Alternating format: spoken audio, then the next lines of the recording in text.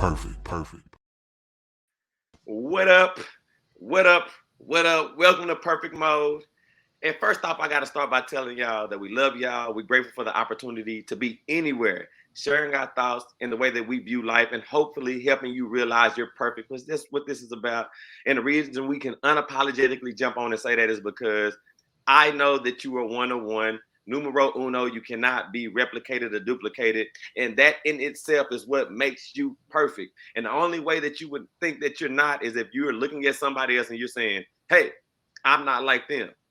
But we're gonna leave that right there. But of course, it's yours truly, Troy Washington, your friendly neighborhood realtor, and I have my boy Jay Clay, spiritual rapper and teacher. And we about to jump on today, and we finna talk about revealing what you've kept hidden. What up, Jay? What up? Happy Sunday. Happy, beautiful, warm Sunday in this part of the world. I know it's real warm, and that ain't hidden. I can tell you that much. Yeah. So, question for you before we get into it. You know, revealing what you've kept hidden is, I mean, that is gigantic, right? Like, because I think a lot of times in our life we just live in a way that we stay reserved, and not just stuff that are is mischievous, but just our lives is in general. Like, we just like to not be open or share with people, because again, we're not looking at ourselves as perfect. But I want to know what your thoughts were and what made you come to this, this topic. Yeah, so like you think about a light, right? A light is meant to shine. When a light shines, not only can you see the light brightly, you see everything it shines on. And a lot of times people want to be that shining light, but they want to keep certain things hidden, keep certain things in the dark. And it's like, how can a light be dark? It's not a light anymore. It's not even dark. It's something entirely different. And even even thinking about this, even with myself, there are some things that I've kept in the dark that I'm not 100% open with. And it's worth looking at why. Like, is there fear involved? Is there something else? If we are to be like, why keep anything hidden? Why move in the dark at all? Why not move in the light and be the light to be the light? And so that's kind of the basis of, I want to get into this. I want to see what's in the crevices of these dark places. So I'm gonna tell you the thing that shot out to me when you just said it is the things that we keep in the dark within our own self. Now, I'm talking about removing any outside factors, any outside people, just the things that we know about ourselves that we don't even want to announce to ourselves. I think is a real big thing. And you know, so I'll start here, right?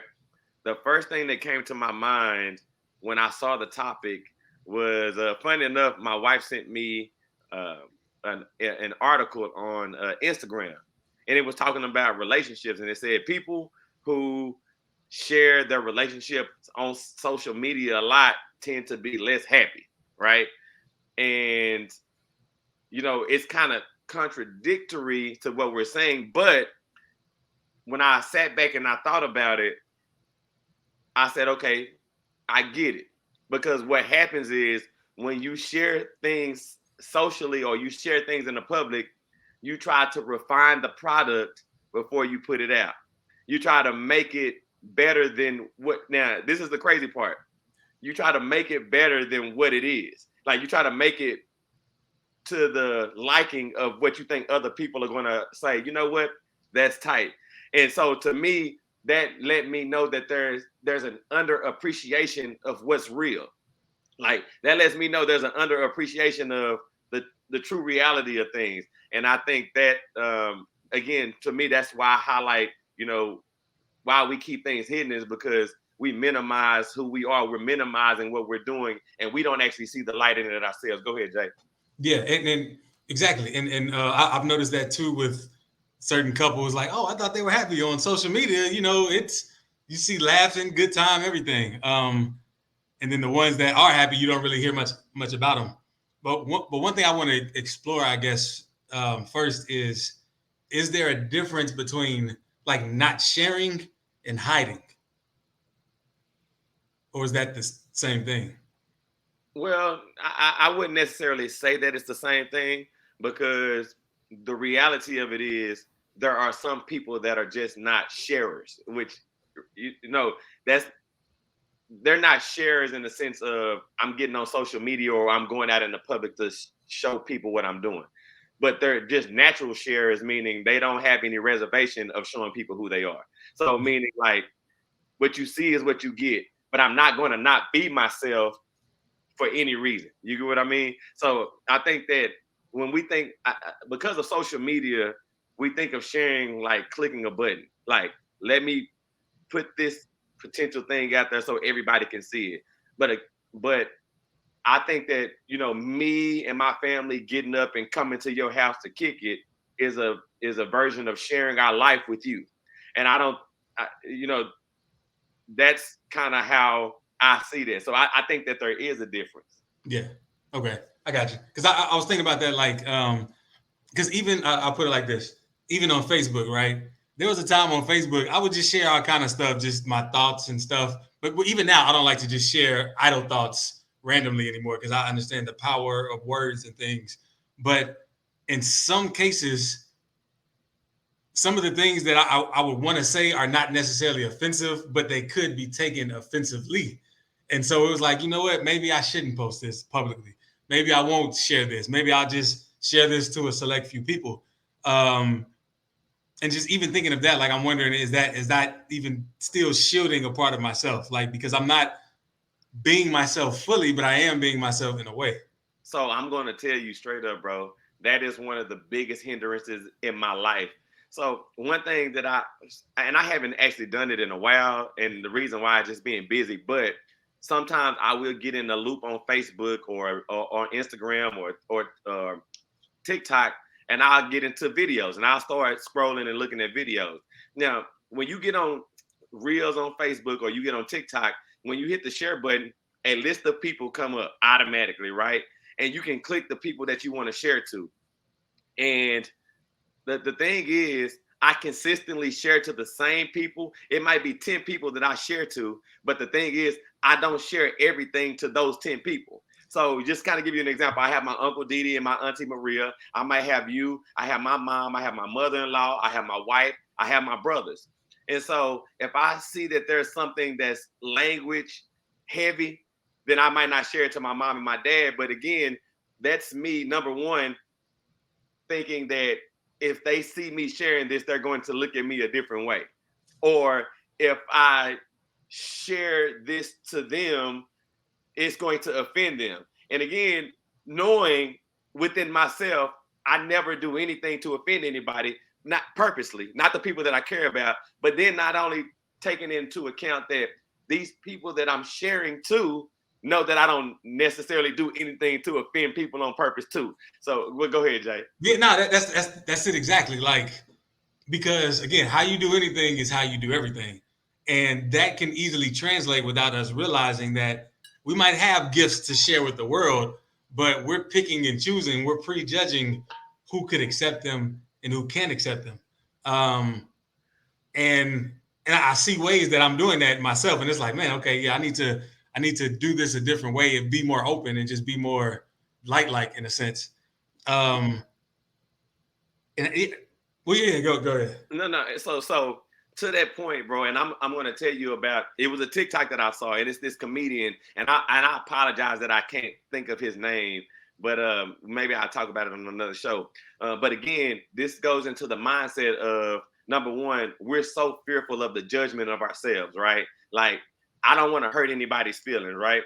Well, there's this one comedian, he's doing this set on stage, and there's a lady with an oxygen mask sitting in the audience, right? And he's a roaster, so anybody that comes to his shows knows that he's going to roast, right? But me sitting back looking at the situation that it happens, if I was there, this is what I thought anyway. If I was there, I would be like, man, please don't roast this lady. She on oxygen. She might not take it right. But the craziest part was she's like, I drove 4 hours to come and see you. And he was like, you came to see me knowing I was gonna be talking about you? And she was like, yeah. And so he proceeds to, I'm talking about obliterate this lady.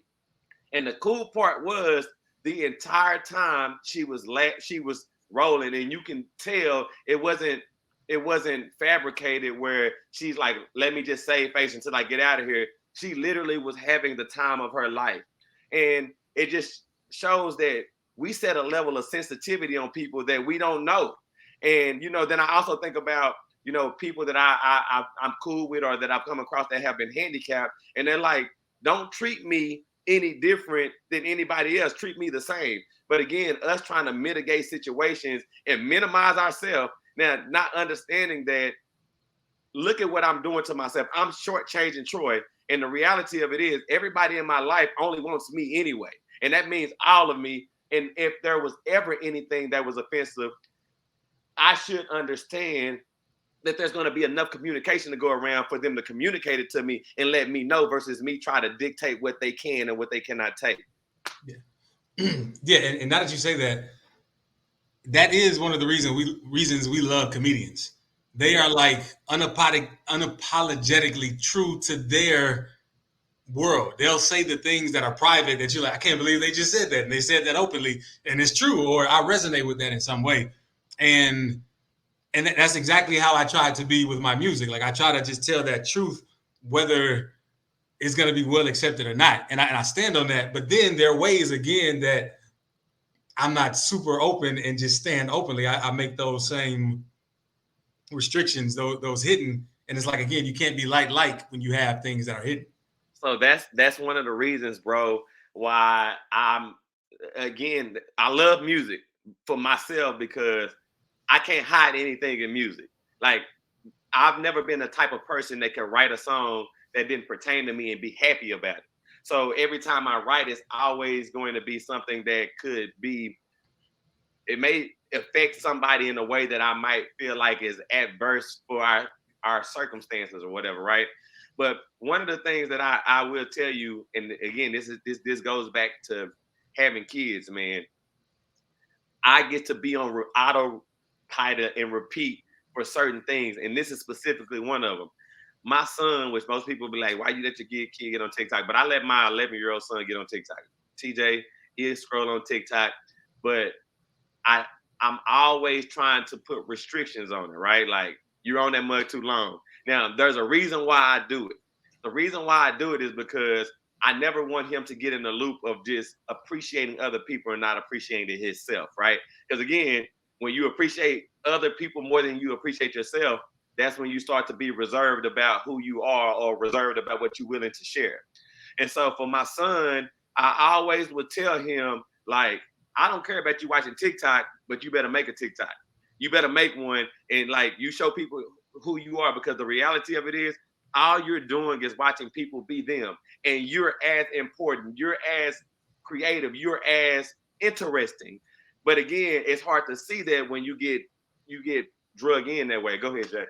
Man, okay, so what's funny about that, like, so this weekend, this is one of them tired weekends. Like, I haven't had one in a long time. It was great. Sat around, did nothing. But yesterday, I watched too much social media. Like, I was in all the loops, in TikTok, Facebook, YouTube, whatever. I was on it too much.